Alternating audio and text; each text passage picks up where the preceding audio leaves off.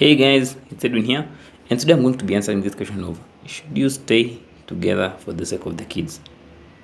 Actually, one thing that will certainly keep someone stuck in an unhealthy relationship or in an unhealthy marriage is when they have kids together. You see, like when you have kids together, the pendulum will always swing to this side of staying in the relationship or staying in that toxic marriage. And you will even read a lot of articles on why traditional family unit is beneficial to the kids. So your bias will mostly tend to keeping that relationship or keeping that family unit. You will not read about something about like divorce is the best for the kids. No, you'll read more on keeping that family unit, and you'll be so convinced that when the kids are involved, staying is the best option. That's why you might hear someone saying that I'm just staying in this thing just because of the kids.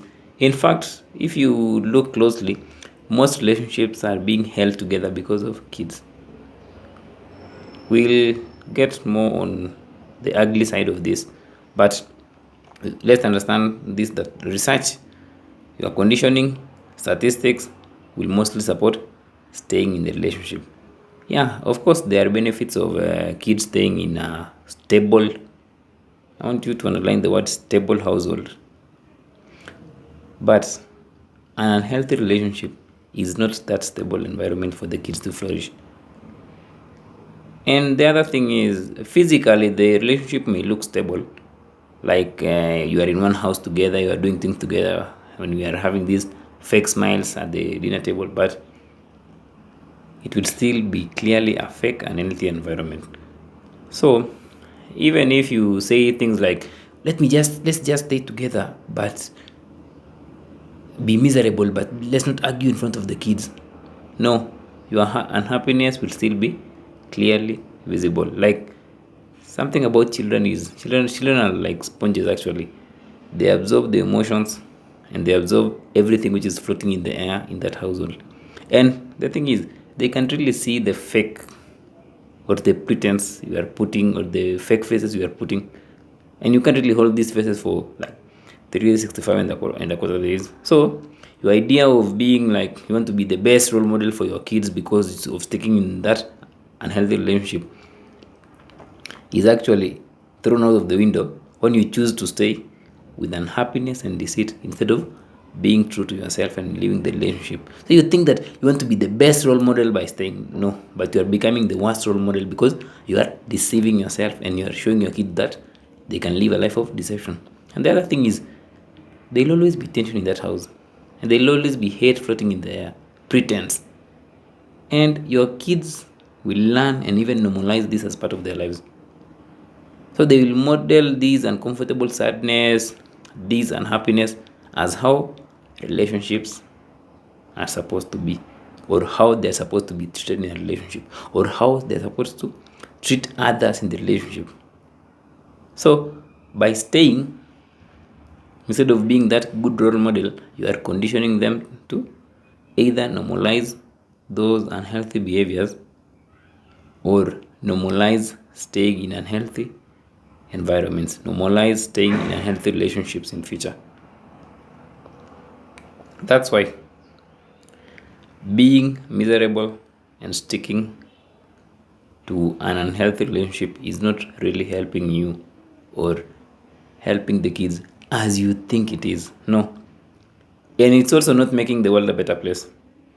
No, it's not making the world a better place. And actually, like when you look at it closely, like most of your generalizations or these generalizations of using statistics or just models of saying that, oh, we are social beings, oh, traditional family unit is the best, or oh, something like for the kids, they are mostly like your ego defense mechanisms.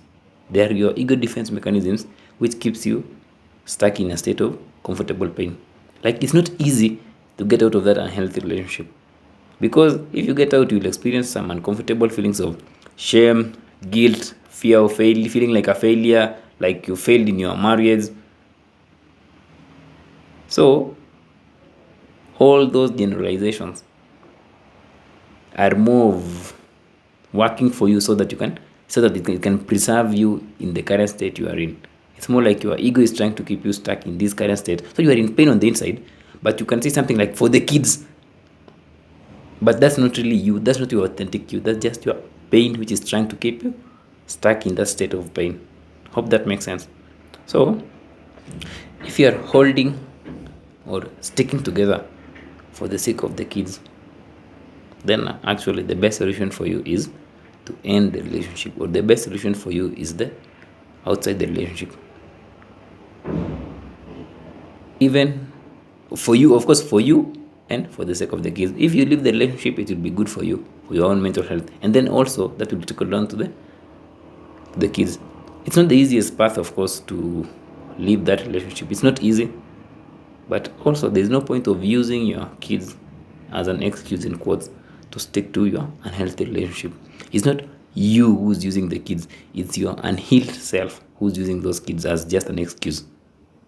And of course, it may sound harsh, but sticking to an unhealthy relationship will never bear any good fruits for you.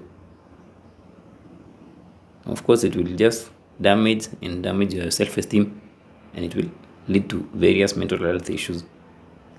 So, an unhealthy relationship where there is no willingness to work on it, like no one is willing to work on it, never gets better. You just find yourself getting accustomed to it, or you get accustomed to the pain, like this pain, I'm used to it.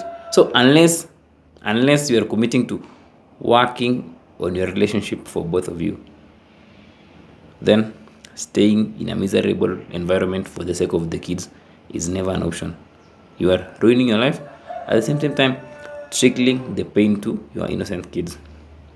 And one last thing is, if you decide to leave the relationship actually and work on yourself and lead a happy life, your kids may also pick up those few positive lessons from you. Of course, positive lessons like resilience, like independence, valuing happiness, the power of choice, and all these things will even shape your kids to lead autonomous lives, to lead lives where they know that they have choices and they can lead happy lives.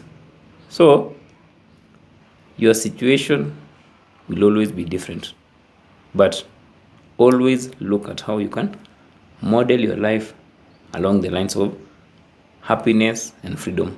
Not for your kids, no, happiness and freedom for you who's watching this. And then maybe now your kids will pick that from you. And even if your kids don't pick up your happiness and your freedom, at least you'll have lived a life of contentment instead of pain. So you might live a life of pain for your kids, but your kids will not pick up your resilience. No, they'll pick up the pain. But if you live a life of contentment and freedom, they may pick up pain or the freedom. So it will just be okay for you. And actually, these may sound harsh, but in the grand scheme of things, your life matters. Like your individual life matters, even in front of your kids, in quotes. And even if you have this happy life, this independent life, or you really work on yourself, it will always trickle down to those around you, to those of your kids, to those of your relationship. That's why you've got to really work on yourself, work on those painful feelings you have deep inside, and you will lead a happy life. And once you lead that happy life, your kids may see that, your partner may see that, and the people around you may see that. That's why there's normally this saying of work on yourself and you'll heal the world. That's what normally happens. Work on yourself and you'll make things better for you and for the whole world. Hope you found that informative, guys. So don't stick to the relationship because of your kids. Just stick to working on yourself and others will see. Until next time, have a nice day.